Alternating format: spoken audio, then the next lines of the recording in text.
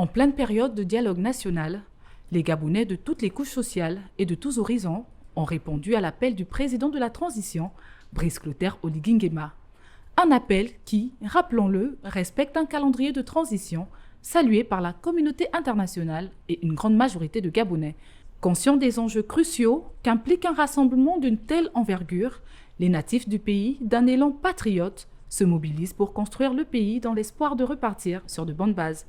Le sentiment partagé est celui d'une appartenance à un même pays, la mère patrie, une sensation qui renforce l'unité sur la base de valeurs communes et conduit à ressentir de l'amour et de la fierté pour le pays.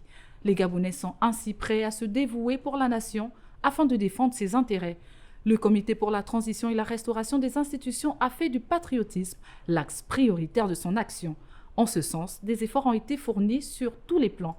7h30 et 15h30, tous les lundis et vendredis, sont donc désormais des heures du patriotisme au Gabon. Les administrations doivent se rassembler autour du drapeau pour chanter l'hymne national après avoir assisté à la levée ou la descente des couleurs, comme ce qui se faisait habituellement dans les casernes. C'est la preuve que l'armée est au pouvoir et c'est tant mieux, tant le besoin était d'inculquer quelques notions de patriotisme à un peuple qui semblait avoir perdu ses repères.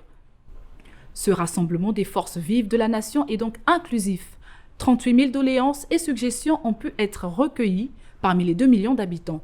Cette démarche permettra, espérons-le, au peuple de se sentir impliqué et de développer un esprit patriote.